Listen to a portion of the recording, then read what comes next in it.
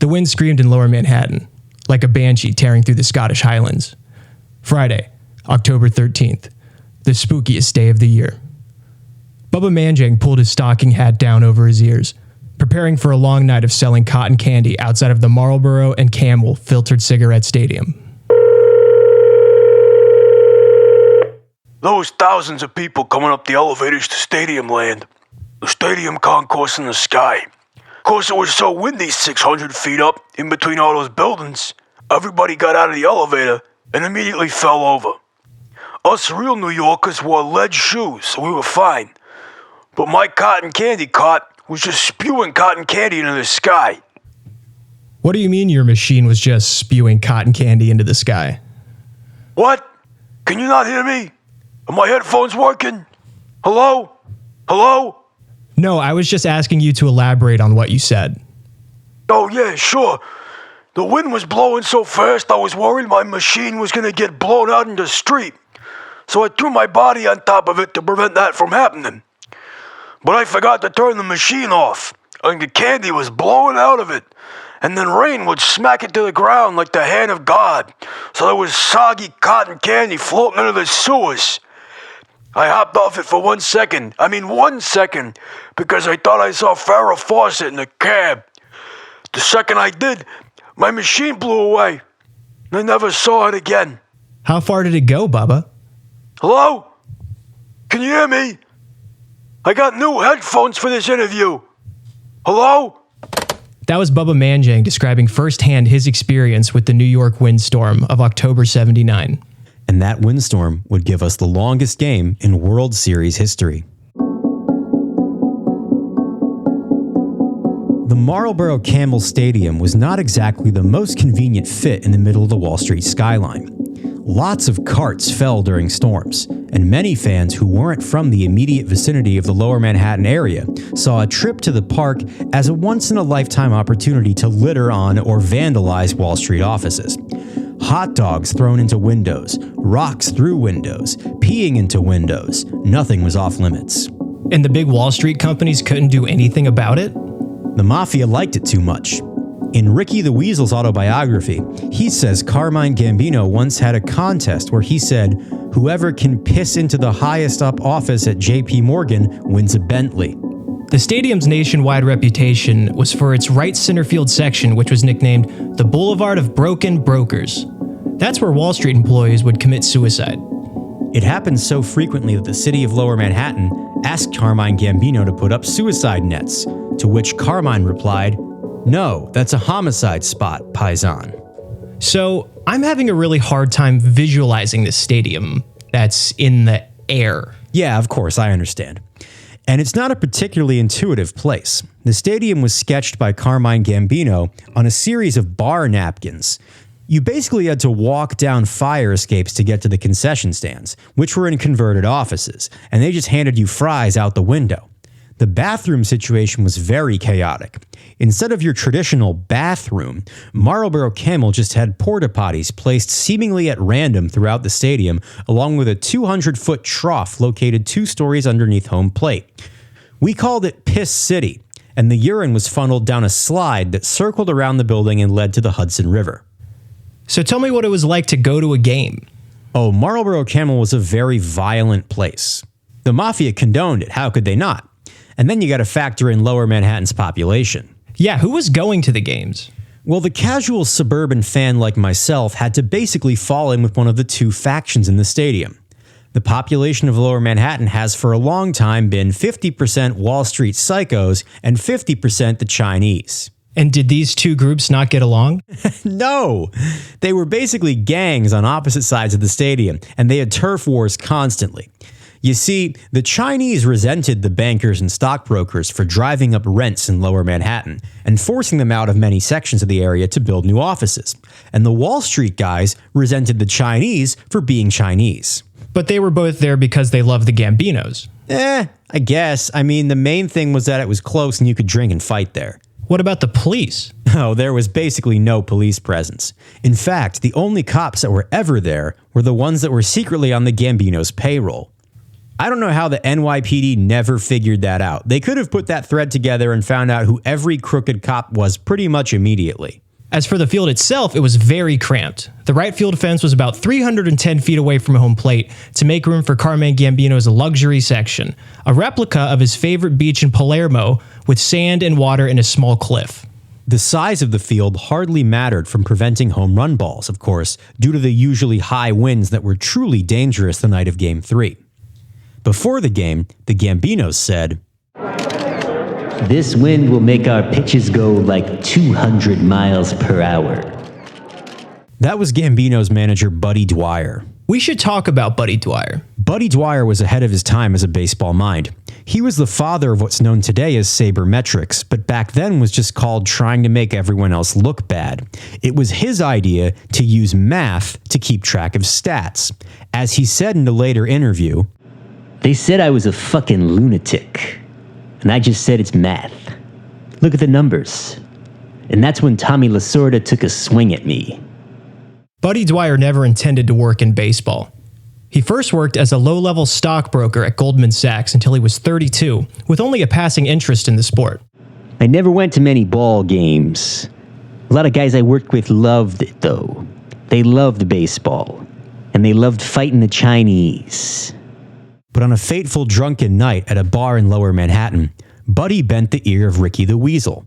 I remember it was a Saturday because I had just left the taping over at 30 Rock, and I run into this guy talking about baseball like we talked about how many drugs we sold or who was paying for dinner. Add this, subtract that and that equals this. It was brilliant. The next day I says to Mr. Gambino, I says, Carmine, this is a guy from the banks. He says he can do bank stuff during baseball, and I think that means that we could be good at this now. The very next day, Buddy Dwyer was announced as the manager of the Gambinos. A Sports Illustrated headline by a longtime baseball writer read, "Baseball is dead now."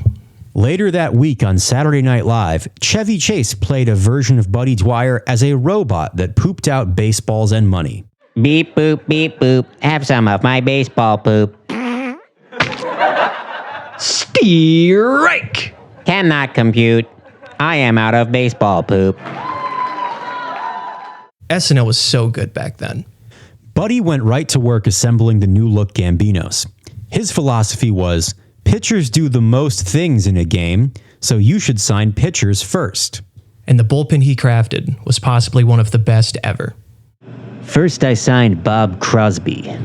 Then I traded a couple picks to Milwaukee, got Rick Stills.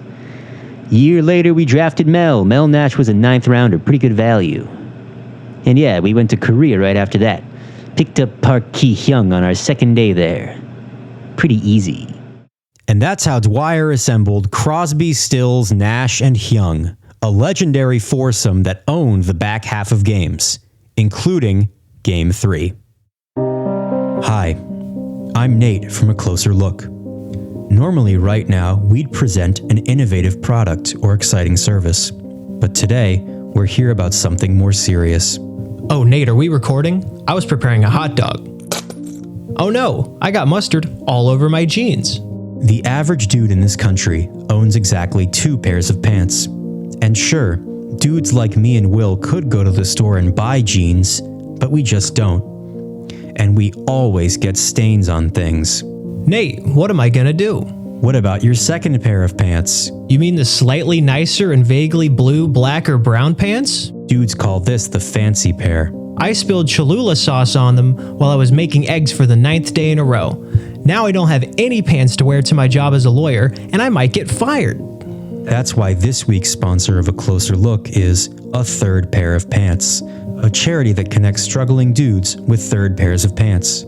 Because, under America's for-profit healthcare system, the average American dude is 2 stains away from having to go to work in basketball shorts. Well, Nate, I went to my lawyer job in basketball shorts, and my client got the death penalty.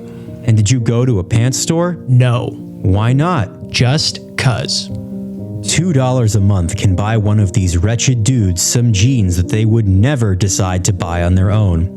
And with a $20 donation, you can help one of our crisis dudes, men who have gotten stains on their basketball shorts and have to walk around wearing only a barrel like the Great Depression. I'm donating today. No dude will ever again have to wear a barrel in the soup line. A Closer Look podcast is matching donations to a third pair of pants for the rest of the day, up to about $7.50. Won't you help us clothe these poor dudes? The players for the Gambinos saw Game 3 as a life or death situation, mostly because Ricky the Weasel told them that it was. I walked into the locker room with a baseball bat, and I said, "Look at me, you motherfuckers." And they didn't pay me much mind, because I was holding the baseball bat in a baseball locker room, and that's not particularly out of place or menacing. Plus, I was wearing a Gambinos jersey, so I think they thought I was just another member of the team. So I says, this time to myself, not out loud, I says, "I gotta get these guys to look at me." So I hit myself in the head with a bat about a dozen times, and I said, "That's what I'm gonna do to you if you don't win the game." And then I took a nap. Both teams were forced to rely on their bottom of the rotation starting pitchers. The Pickers, due in part to the injury to ace Colby Bryant, had to start Mervyn Rumford. Mervyn Rumford played for my team, your team, and a lot of terrible teams. He was a 34-year-old career journeyman who loved to drink and claimed that he did his best pitching when he was more hungover than a Gila monster. The Reverend's no-sinning policy got in the way of this, and the Brethren constantly followed Mervyn around and hid in his house on nights before he was supposed to pitch. But in the World Series, the pitching rotation changed, and Mervyn's drinking schedule and his pitching schedule finally synced up. According to accounts, when he saw the lineup, he thought that Goose Durango and Felix Navidad were playing a prank on him. When he found out it was real, he quietly barfed into his hand before yelling, "Hell yeah!" The Gambinos, across the diamond, were planning to start their own eccentric pitcher. Thanks to Scooter Mandela, this would become known as the Cummy Sock game. Scooter Mandela was a good pitching option, but a real freak. Well, Scooter Mandela was odd. He had a very specific pregame ritual that involved a bottle of canola oil, a dozen Playboy magazines, and a special sock. Fellas, you know the one. But before Game 3, the wind outside blew his window open, knocked one of his game socks out of his bag, and blew his special sock into his bag. He didn't get the chance to change it before Buddy Dwyer was screaming at him to get out of the locker room. And so, 35 years before Curt Schilling's famous bloody sock game, Scooter Mandela went out to pitch wearing the crustiest sock in MLB history. Gambino's second baseman Francis Bipoc said years later in an article about the Cummy Sock game, quote, "I put a rubber glove on to touch that sock and it felt like snake skin." Scooter Mandela is ready to pitch, although he seems to be scratching his right heel, pulling flakes off it. It must be eczema. I deal with eczema myself. In a cold climate, it can be terrible. Make no mistake, folks, it is a skin prison. As there's strike 3. Why's that one sock all brown and crusty? I swear that boy nutted in it. Despite both pitchers' individual battles, they pitched outstanding games. The only hits in the first 5 innings came from bloopers that corkscrewed in the heavy winds. And Opie White takes the 1-2 pitch and mashes it deep. He hit the absolute cover of that ball. My, oh my, it drops into shallow center for a single. After 7 innings of shutout baseball by Scooter, Buddy Dwyer came out to the mound, took the ball, patted his pitcher on the butt, and ordered him to go to the locker room and put that sock in a plastic bag and throw that plastic bag into the Piss City trough. Thank God he didn't, because now that sock is in Cooperstown. Mervyn Rumford had subtle streaks of vodka crayon puke running down his Pickers jersey as he too put in a gem. He threw 8 innings of shutout baseball, sending Mr. Clean down swinging on 9 straight curveballs in the mud. Something was wrong with Mr. Clean. He didn't seem himself. He seemed upset, meaning he was screaming double the volume as usual. It wasn't the weather, as he was used to that. The pitching was good, but he was strong from his trip to Yugoslavia. Some people suspected that he may have been having some sort of relationship issues, perhaps even an affair. But all we knew at that point was that the Mr. Clean of Game 1 had been seemingly replaced by an amateur wearing his humongous body. Well, it's 0-0 here in the 8th inning. My type of game.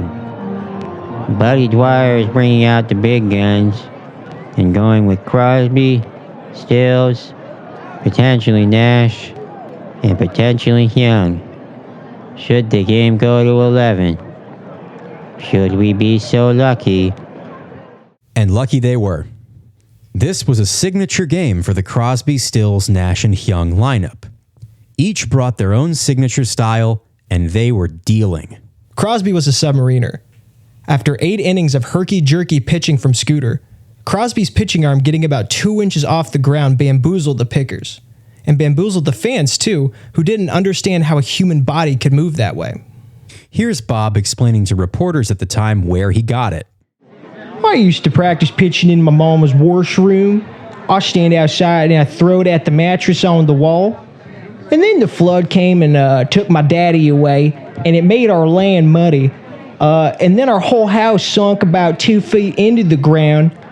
Suddenly, the only way for me to get the ball into the door was for me to pitch it real low to the ground. Crosby got 3 ground ball outs in the 8th and 3 more in the 9th. On Crosby's 6th out, Pickers batter Teddy Kruns charged the mound, solely because he was pissed at how Crosby's arm moved. It took 3 Gambinos riding Kruns like a horse to slow him down.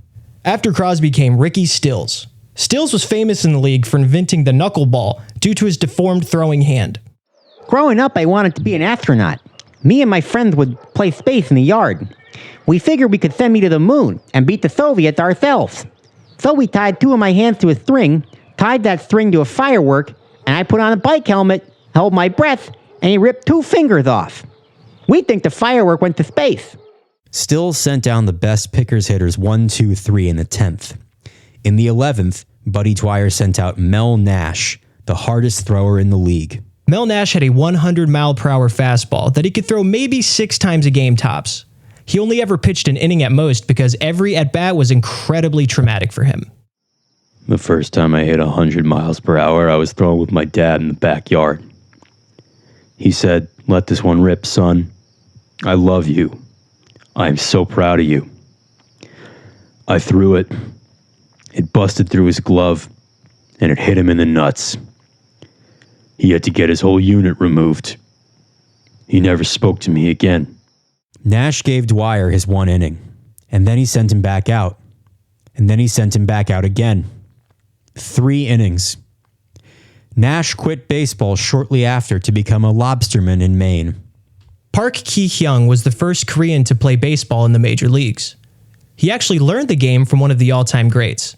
From a translated interview he gave to Sports Illustrated for Kids, "I learned how to play baseball from some guy named Ted Williams on a military base in Korea. I was throwing rocks at Americans, and he said he liked my delivery. Eventually, I got so good at it that I beamed Ted Williams with rocks from 200 feet away. I hate Americans." Park took the 15th and the 16th innings. He dominated so much, he was able to bean a couple American hitters for fun and hold them at first. Meanwhile, the Pickers bullpen threw everything they had at these guys. Goose Durango, Mutter Liriano, and DSA Beauregard all went up and pitched the inning of their lives. Here's Ken Opener. Well, Cedric realized pretty quick that the wind was going to just sit on every fly ball. So we tossed letter-high meatballs over and over, and oh boy, those Gambinos were strong. And they probably sent those meatballs about 150 feet before they landed on Saman Suleiman's head near second base. We didn't have to be good. They were. Don't know why. Ken Opener was the closer, but he was the second to last pitcher left in the Pickers bullpen. And what people thought was another classic Cedric entertainer move, that last reliever was never used, leaving Ken to pick up the 4-inning save. The failure of the Gambinos' bats to do anything, and the fact that it was midnight, led to some pretty tense altercations in the stands. How tense? Oh, there was a race war. You see, it was $5 hot dog night. $5? Well, $5 got you a hot dog with a ketchup packet. But instead of ketchup, cocaine. Eventually, the Wall Street guys and the Chinese guys would start getting into fights over by Piss City, and the winners would throw the losers down the trough. To their deaths? No. Unless he couldn't swim. Well, some people died, but that happened in the Hudson, so do they die at the game? It's a gray area. All told, I think 38 people were hospitalized, and I think around 140 were thrown into the river. It's a good thing that the race war broke out, or the fans would have been pissed about what happened to the Gambinos. See, they ran out of good arms, and their bad arms sucked. Flip Valentini, Ernest Weed, and Bob the Big Bopper Schwab. You see, Crosby, Stills, Nash, and Young were the best pitchers around, so this group was named after the worst trio in music, Rush. The first two pickers in the bottom of the 17th were walked by the Big Bopper Schwab. Schwab was in his 17th year in the league. He had a career .550 ERA, but managed to stay employed due to his good-natured ball busting that made him a sought-after morale guy in locker rooms. Here's him at the Comedy Store in 1974. Yeah, I play baseball. I love having balls in my hand. Like the first lady. I'm kidding. Why aren't you laughing, sweetheart? She's probably thinking to herself, hey, I'm not the first lady. The Big Bopper bombed on the mound in Marlboro Camel, walking the first two batters he faced. When Buddy Dwyer came out to pull Schwab from the game, Schwab asked for a blindfold and cigarette before he was executed. Out next was Flip Valentini. Flip was a solid pitcher in the MLB until a bad acid trip left him convinced that he was going to be killed by a line drive hit back at him. For 4 years, he ducked as he released the ball, causing him to lose nearly all of his velocity and control. But on the biggest stage, he decided he would face his fear. He wound up, delivered a fastball, stood up straight, and took a line drive to the temple. He was carted off the field, reportedly whispering, "I was right, I was right." The runners were able to advance. That means the bases were loaded, and in came Ernest Weed, baseball's sweatiest man. He was so sweaty, it actually made him better. His inability to grip the ball caused his pitches to curve erratically, some nights making him unhittable, but most of the time it just led to him walking nearly every batter he faced. But this night he was good. He got swinging strikes on the slipperiest curveball this side of water polo. After 2 outs, pinch hitter Travis Barker blooped a fly ball into shallow right field. Here's the call. Barker hit your pop-up. This half inning is clearly over. Time for me to take a break.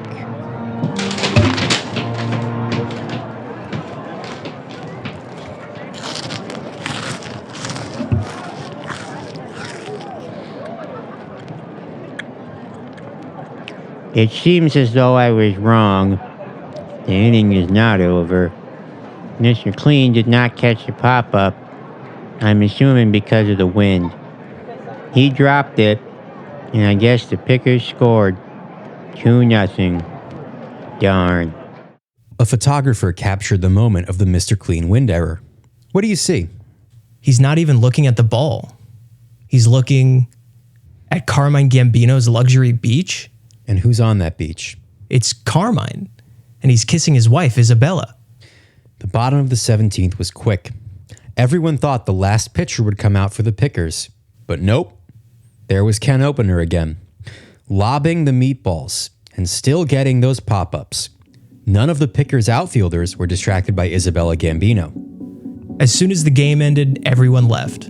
Sad, defeated, and out of cocaine. Even the players were desperate to get out of the wind. But questions lingered. Why was Mr. Clean so bad? What distracted him? And why didn't the Pickers use their final bullpen arm?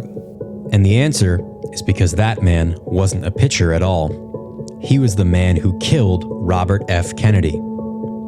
Next time on A Closer Look.